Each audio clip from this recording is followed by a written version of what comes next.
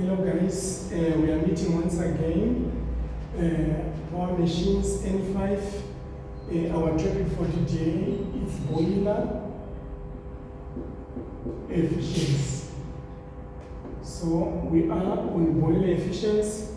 First and foremost, I will just try to write down the formulas which we need for this topic.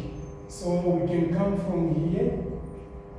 We have our economizer, and then we have our boiler, and then we have our superheater.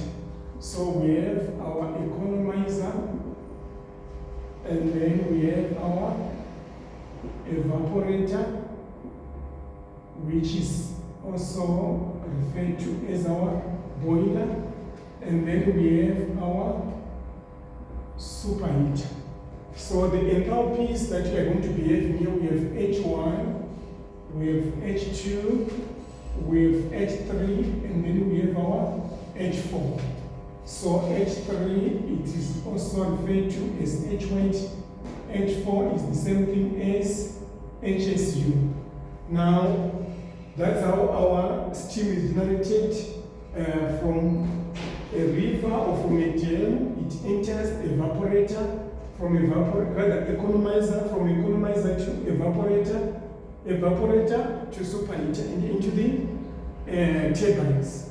So the most important thing which you need to understand here, it is the enthalpies or the heat transfer that occurs in these three different segments. Now, let's look at the heat transfer in the economizer. Q economizer, we use our formula mass of steam divided by mass of fuel. So for us to generate a specific amount of steam, there is an amount of fuel which normally it can be coal or it can be oil depending on the setup of the industry. So we use our formula outlet of economizer minus inlet of economizer. That's how we calculate the heat transfer in the economizer. And then heat transfer in the evaporator, MS over our MF. Outlet of evaporator, H3 minus our H2. And then heat transfer in the superheater, which is our Q superheater equals to MS over our MF into outlet of superheater, which is HSU minus H3. So we are in N5. This is what we are going to focus on. We are not going to be touching on the area of the air heater or gas transfer through the dry flues or wet flues. That one is for the next stage, which is for N6. And then let's look at the second formula which we need. How do we calculate our boiler efficiency? Now, boiler efficiency in this setup is MS into H4 minus H1 over our mass of fuel times our CV times 100%. Now, we must understand something. If you are given a setup like this, where we have an economizer, evaporator, and a superheater, if the question emphasizes on boiler efficiency, therefore, we are going to say this is our boiler. It is not going to be H4 because this is now the plant efficiency. When I'm writing like this, this becomes plant efficiency. Boiler efficiency is only from inlet to the outlet of the boiler, which is to say, you have to substitute here our H3 or our H1. But for plant efficiency becomes MS into H3 minus H1 over our mass of fuel times our HV or our H value times 100. So you must understand and you must make it a point that when you have a question like this, you read through it, pay attention. At times they can give you a setup like this, but they emphasize that the superheater is fault and disconnected. The moment they say superheater is faulty and is what? Disconnected, it now means the outlet of your plant becomes what? H3, which is once they say to calculate efficiency if a superheater is what? Disconnected,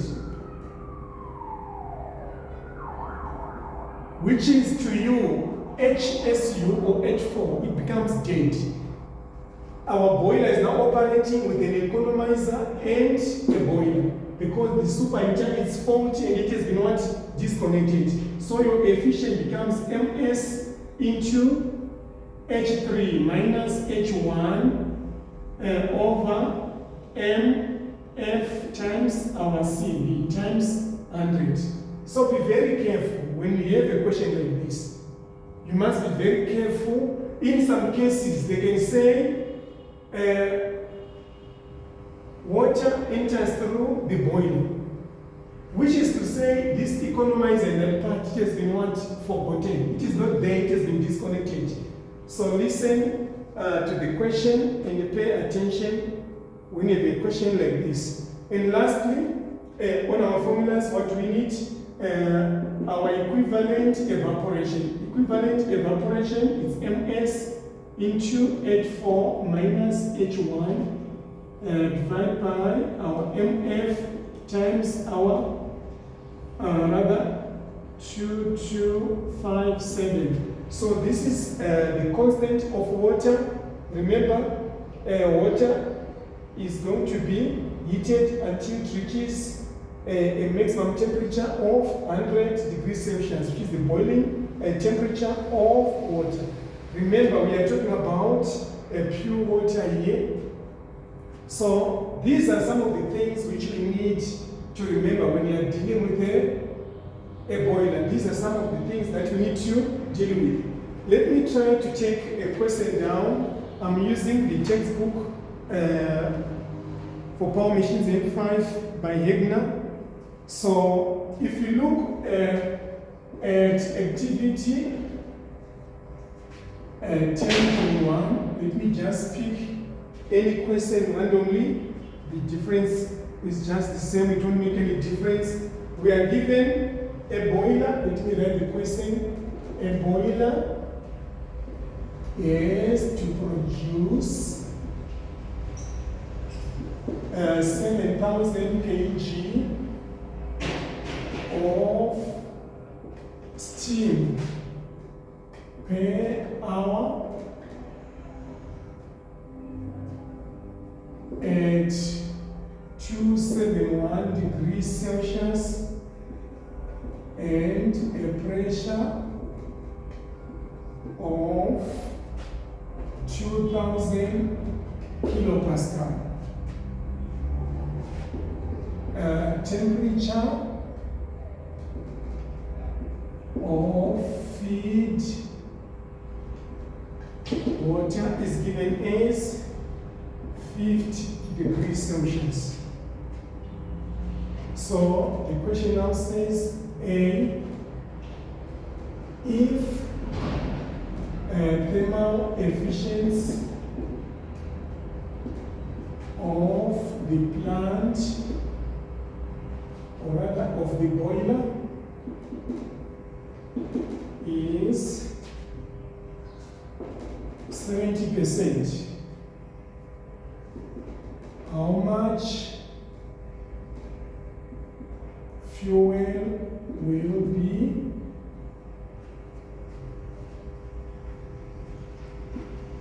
consumed per hour? And they gave us our CP for superheated steam is given as 2.1 kilojoules per kg degree Celsius. And our heat value is given as 40 megajoules per kg. And then number B, they want us to determine equivalent evaporation. Determine the equivalent evaporation of the boiler from and at 100 degrees Celsius. So that's what we are given. That's what we are given. So to solve the same question once again, we are going to be making use of our steam table. Now, on question A, they want us to look for the efficiency, rather they want us to calculate the mass of fuel that was used. So, efficiency of boiler equals to MS into H4 minus H1 over MF times our CV times 100. But we can see here we don't have our H1, we don't have our H4. But how do we get our H1? There is no need for us to waste our time looking for 50 degrees Celsius on the steam table. We do not have 50 degrees Celsius. So to get our H1 here, under examination conditions, it's simple just to say CP of water times 4,187, which is rather times the temperature of water, which is what? 50 degrees Celsius. So 4,187 times 50 degrees Celsius. Remember, CP of water, pure water, is always 4,187 or 4,2. So 4,187 times 50. We are getting to 09.35 kilojoules per kg. And then let's look for our H4. H4 equals to Hg plus Cp into our TSU minus our TS. So we go to our steam table at 2000. Let's go to our steam table at 2000. Let's look for our Hg. Hg at 2000 is 2797. Our Cp is 2.1. Our superheated temperature. Our superheated temperature was given. Yes, it was given as 271. So it's 271 minus our saturation. Let's go to 2000. Our saturation temperature becomes 212.4. So let's get our H4 or our HSU. So let's get our HSU. So which becomes 2797 plus 2,1 times 271.212,4. I'm getting my H4 as 2920.06 kilojoules per kg. Now from there we substitute because we have everything at our disposal. Our efficiency, it was given as 80%. If we divide by 100, we have 0.7 is equals to our MS, it was given as 7,000. Our HSU, we got it as 2920.06. Our H1, 209.35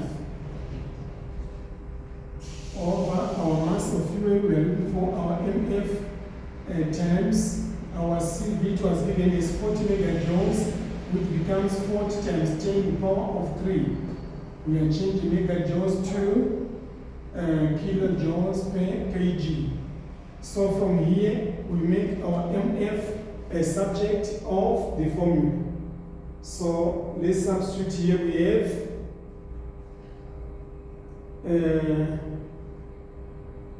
7,000 into 2920.06 minus 209.35 all divided by 0.7 times 40,000.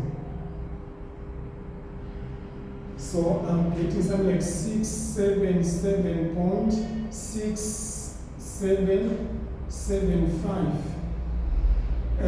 kilojoules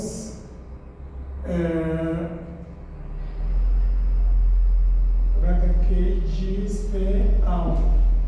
So you can round off to 2 decimal places or 3 decimal places. So if we do that way, we can make this one to be 8. So we have 677.678 kilojoules per hour. And number B, they want us to determine the equivalent evaporation. Equivalent evaporation equals to MS into our H4 minus our H1 over our MF times 2257. So let's substitute our mass, we say it is 7,000.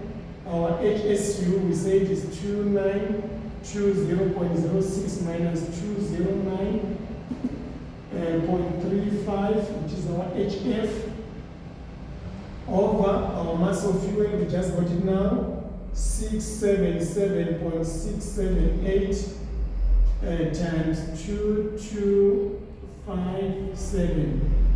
So let's see what I'm getting here. 7,000 times 2920.06 minus 209.35 divided by 677.678 times 2257. I'm getting 12.406 kg steam per kg fuel. So that becomes our equivalent evaporation. So that's how this question is supposed to be solved. But the most important thing is to understand how the plant in question is operating. That's what you need to understand. That's what you need to understand.